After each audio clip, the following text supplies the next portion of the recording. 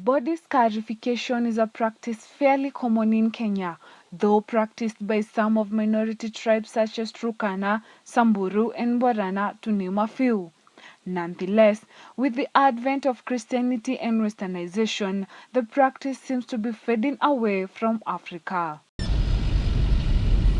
This culture has been predominantly practiced in Africa, especially the Nilotic groups of northern, western, and eastern parts of Africa where Kenya is.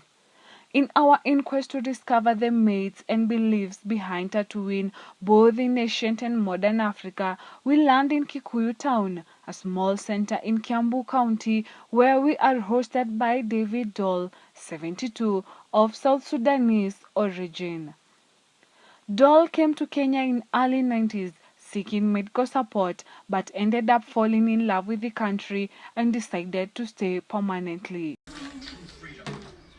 He hails from the tribe of Nuer of Nor village in South Sudan. In his native village, at the end of every year, young men from Nuer tribe, aged 18, are initiated to become adults through body scarification on their foreheads. Well, this thing is deep.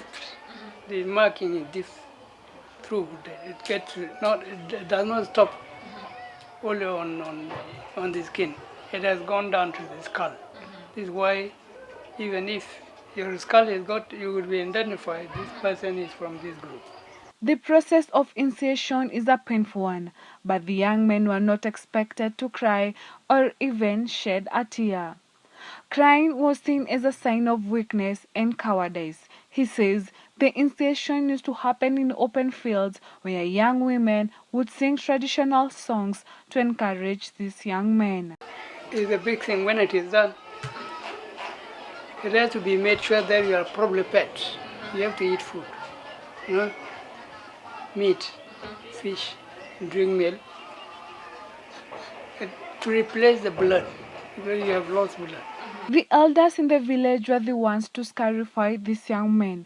They used hot, red knives on their faces to make those permanent marks. These 4 lines signified adulthood, courage, and sense of belonging. These marks also identified Nuer men from other tribes. A bull would be slaughtered afterwards, and these youngsters would drink its blood as they believed it would replace the lost blood. Then your fathers and mothers, they have to brew white stuff. And then there has to be that something must be slaughtered, either bull. After the initiation, the young men would be sent to a secluded place for a month before returning to the village. In this 1 month, they would be schooled as what was expected of them as their healing continued. You must spend a month isolated, doing like somewhat quarantine.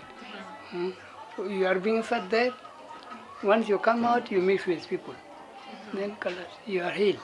David, who is a father of 7, says that his sons do not have these marks as the culture has so far been outdated. No, they shouldn't be continuation. It's all right because old times are old times.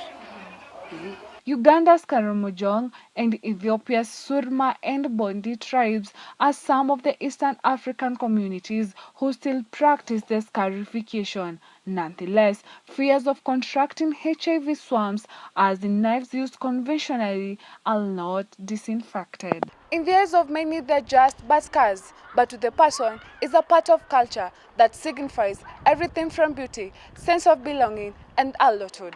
Granted, it's a culture that is fading away too quickly. Nancy Kuria, KUTV, Kikuyu.